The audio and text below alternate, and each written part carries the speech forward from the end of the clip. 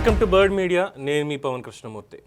14 నెలలైంది ఎన్నికలు జరిగి 164 సీట్లతో Telugu Desam party, Janasena, Bharatiya Janata party NDA alliance కూటమికి ఆంధ్రప్రదేశ్లో రాష్ట్ర ప్రజలు పట్టం కట్టారు. 164 మంది ఎమ్మెల్యేలు ఇచ్చారు, అలాగే 21 మంది ఎంపీలను ఇచ్చారు. అయ్యింది, పరిపాలన చేస్తున్నారు. గత ప్రభుత్వానికి సంబంధించిన లోటుపాట్లని, తప్పుల్ని, క్రైమ్ని అన్నింటినీ సరిచేసుకుంటూ వస్తున్నారు అని మనం అనుకుంటున్నాం. కానీ జరుగుతున్నది ఏంటి అని చూస్తే అధికారం కూటమిది కాదు, పాలన మాత్రమే కూటమిది, అధికారం మాత్రం ఇంకా వైసీపీదే అన్నట్టుగా ఉంది రాష్ట్రంలో పరిస్థితి. ఎందుకు ఈ మాట అనాల్సి వస్తుంది? అదేంటి పవన్, తప్పుడు స్టేట్మెంట్ కదా ఇది. చంద్రబాబు నాయుడు ఒక పక్కన మొన్న ఎవరు అన్నారు పెద్దలు, ఏంటి ముఖ్యమంత్రిని గౌరవించడం రాదా అని చెప్పి. అయ్యా, మీడియాలో చాలాసార్లు ఏంటంటే నేను చాలా వ్యక్తిగతంగానే గారు అని పిలిచినప్పటికీ కూడా అనేక సందర్భాల్లో చీఫ్ బ్యూరోలు కానీ మిగతా వాళ్ళు కానీ నాకు తలంటారు. ఎవరిని కూడా గారు అని సంబోధించకూడదు, పేరు పెట్టి మాత్రమే పిలవాలి అని.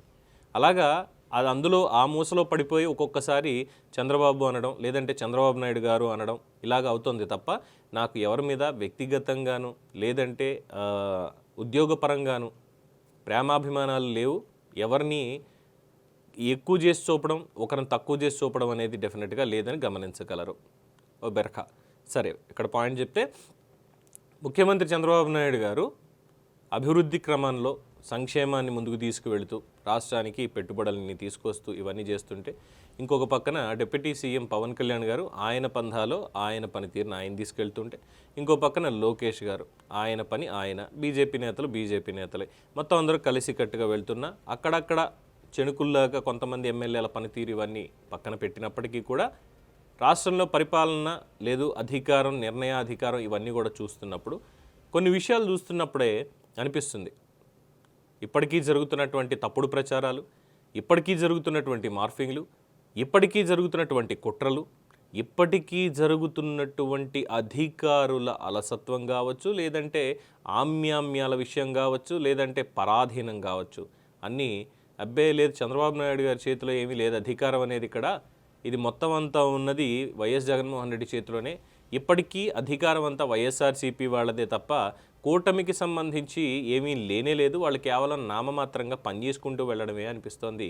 ఎందుకు ఈ మాట అనాల్సి వస్తుంది అంటే, Nellore files, Nellore lady don విషయం చూసిన తర్వాత, ముఖ్యంగా 2 ఎస్పీలు ఒక రౌడీ షీటర్ని పెరోల్ మీద విడుదల చేయడానికి ఇప్పటి నుంచి కాదు, జూన్ నుంచి చెప్తున్నారు. ఇది లేటెస్ట్ ఎగ్జాంపుల్ అండి. జూన్ నుంచి చెప్తున్నారు విడుదల చేయడానికి వీల్లేదు, నిబంధనలు అనుమతించవు. ఒకసారి జైలు నుంచి తప్పించుకోవడానికి ప్రయత్నం చేశాడు, తప్పించుకున్నాడు, అందువల్ల పెరోల్ ఇవ్వడం కుదరదు అని చెప్పి స్పష్టంగా చెప్పినప్పటికీ పైరవీలు చేశారో, ఇంకోటి చేశారో, ఎలా చేశారో, ఆఖరికి హోంశాఖ జాయింట్ సెక్రటరీ కూడా ఇది కుదరదు, అప్లికేషన్ రిజెక్టెడ్ అని చెప్పినప్పటికీ కూడా డైరెక్ట్గా హోంశాఖే ఒక జీవోని రిలీజ్ చేయడం అంటే, హోంమంత్రి అనధికారికి ఇది తెలుసా తెలియదా అంటే, తెలిసి జరిగిందని అనుకోవాలి, లేదు తెలియదనే అనుకోవాలి, ఎందుకంటే ఇప్పటిదాకా మాట్లాడలేదు కాబట్టి. సో ఈ విధంగా జరిగినటువంటి ఒక సంఘటనలో జీవిత ఖైదు అనుభవిస్తున్నటువంటి ఒక రౌడీ షీటర్ని నెల్లూరు లేడీ డాన్ బయటికి తెచ్చుకోగలిగింది, హాస్పిటల్లోనే కాపరం చేయగలుగుతోంది. మరి ఇప్పుడు పరిపాలన ఎవరిదని చెప్పాలి? పోలీసులు ఎవరి వైపు ఉన్నారని చెప్పాలి? గతంలో చూసాం లాఠీ చార్జీలు ఏ విధంగా జరిగాయి, ప్రజల్ని ఏ విధంగా కట్టడి చేసేవాళ్ళు, ప్రతిపక్షాలని ఏ విధంగా తాళ్లతోటి గేట్లు కట్టేసి మరీ కట్టడి చేశారు అనేటువంటిది. మరి ఇప్పుడు కూడా అధికారంలో ఉన్నటువంటి వాళ్ళు బయటికి వెళ్ళాలి ఎక్కడికైనా అంటే అలసత్వం కనిపిస్తోంది. ప్రతిపక్ష అంటే లేనటువంటి హోదా లేనటువంటి ప్రతిపక్షంగా ఉన్న వైఎస్ఆర్సీపీకి సంబంధించి అటు జగన్మోహన్ రెడ్డి కావచ్చు, మిగతా వాళ్ళు కావచ్చు, అందరూ కూడా స్వేచ్ఛాయుతంగా తప్పుడు ప్రచారాలు చేస్తూ, స్వేచ్ఛాయుతంగా దాడులు చేస్తూ, స్వేచ్ఛాయుతంగానే పరిపాలనని తొంగలోకి తొక్కుతూ చేస్తున్నటువంటి ఈ పరిణామక్రమాన్ని చూస్తున్నప్పుడు ఎవరికైనా సరే మనసులో వచ్చేటువంటి అనుమానం ఇదే. ఇది 1995లో మనం చూసినటువంటి నారా చంద్రబాబు నాయుడు కాదు, ఇది 2025 నారా చంద్రబాబు నాయుడు.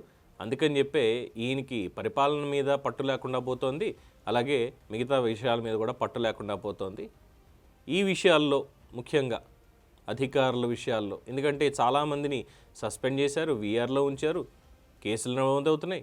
అయినప్పటికీ కూడా సంస్థాగతంగా పైనుంచి కింద దాకా గత 5 ఏళ్లలో ఊరిపోయినటువంటి ఊరిపోయినటువంటి ఒక విభిన్నమైనటువంటి పంథ ఎప్పటికీ మారలేకపోతున్నారు. అందుకని చెప్పే ఇవి జరుగుతున్నాయి అనేది ఇది పోలీస్ శాఖకు సంబంధించిన ఒక స్పెషల్ లేటెస్ట్ ఇది. అలాగే రెవెన్యూలో రిజిస్ట్రేషన్లు చేయాలన్న, మార్పిళ్ళు ఇవన్నీ చేయాలన్నా లంచం ఇస్తేనే చేస్తాం, లేదంటే చెయ్యం అని చెప్పి ఏకంగా మంత్రులకే మొహం మీద చెప్తున్నట్టు అక్కడ ఉన్నటువంటి అధికారులు. అందరూ నిన్న కానీ కొంతమంది డెఫినెట్గా అనుకుంటూనే ఉంటాంగా, కాయిన్కి రెండు వైపులా ఉంటుంది అని. అలాగే ఇక్కడ కూడా సో రెవెన్యూ శాఖలో అలాగా, దేవాదాయ శాఖ మంత్రి గారి ఆయన విషయంలో పాపం అమాయకుడు, ఆయన కనీసం అధికారులు పట్టించుకోవట్లేదు అనేది ఇంకొకటి. ఎందుకు పట్టించుకోవట్లేదు అంటే ఇటీవల జరిగినటువంటి కొన్ని పరిణామాలు, ఇటీవల ఇన్ ద సెన్స్ ఈ 14 నెలల్లో తీసుకున్నటువంటి కొన్ని నిర్ణయాలు. ఎక్కడ వైజాగ్లో ఇచ్చినటువంటి భూములు వెనక్కి తీసుకోవడం, మిగతా చోట్ల ఆక్రమణకు గురైనటువంటి వెనక్కి తీసుకోవడం, ఆలయాలని కట్టడి చేయడం, ఇలాగా వైసీపీ వాళ్ళు ఎవరు లేకుండా కట్టడి చేయడం, ఇవన్నిటితోటి అయ్యో మా గతంలో ఉన్నటువంటి మంత్రులు ఆ అధికారులు వీళ్ళని కట్టడి చేస్తారా అంటూ ఇప్పుడు పనిచేసేటువంటి అధికారులు ఎవరైతే ఉన్నారో వాళ్ళు మంత్రి గారికి సహకరించడం లేదు, అందుకే అక్కడ కూడా అనేక ఆరోపణలు వస్తున్నాయి అనేటువంటిది. ఇలా ప్రతి శాఖకి సంబంధించి కూడా వైసీపీ సానుభూతి పరులు ఎవరైతే ఉన్నారో వాళ్ళని వీళ్ళు మచ్చిక చేసుకోకపోవడం, ఇదంతా అయ్యి అలాగే ఆ పార్టీ ఓడిపోవడంతో మనస్తాపం చెంది కూటమికి మనం పనిచేసేది ఏంటి అంటూ ప్రజల సొమ్ముని తేరగా, ఇక్కడ ఈ మాట అనాల్సి వస్తుంది, తేరగా జీతాలుగా తీసుకుంటున్నటువంటి వారి అభిమానులు ఇలాంటి కార్యకలాపాలతోటి పై స్థాయి వ్యక్తులను కూడా మేనేజ్ చేయగలుగుతున్నారు అన్నటువంటిది చూసినప్పుడు నిజంగానే ఇది కూటమి పరిపాలనే, కానీ అధికారం మాత్రం వైసీపీది అనాల్సి వస్తుంది. ఇవి కేవలం మచ్చుక్కి చెప్పిన కొన్ని ఎగ్జాంపుల్స్ మాత్రమే. ఇలాంటివి చెప్పుకుంటూ పోతే ఒక పెద్ద గ్రంథమే రాయాల్సి వస్తుందేమో. సోషల్ మీడియాలో చాలామంది ఇవే చెప్తున్నారు. మరి మీరేమంటారు? మీ అభిప్రాయాన్ని కామెంట్స్ రూపంలో తెలియజేయండి. చూస్తూనే ఉండండి ది బర్డ్ మీడియా. ఈ వీడియో కనుక మీకు నచ్చినట్టయితే లైక్ చేయండి, షేర్ చేయండి, సబ్స్క్రైబ్ చేయండి. అలాగే పక్కనే ఉన్న బెల్ ఐకాన్ని క్లిక్ చేయండి.